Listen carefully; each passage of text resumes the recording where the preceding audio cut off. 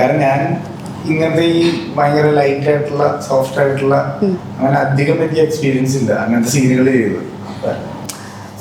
അതൊക്കെ ചെയ്ത എക്സ്പീരിയൻസ് ആയിട്ടുള്ള ആൾക്കാരുടെ അടുത്ത് അത് പഠിക്കുക.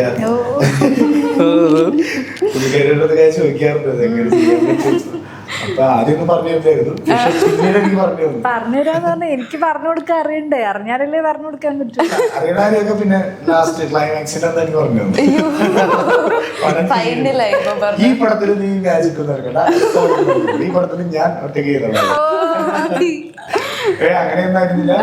നല്ല എന്താ പറയാ, പുള്ളിക്കാരി ഭയങ്കര പ്രൊഫഷണലാണ്, നല്ല നൈസായിട്ടുള്ള സൗഹൃദവും അടിപൊളിയായിരുന്നു, ഭയങ്കര നല്ല.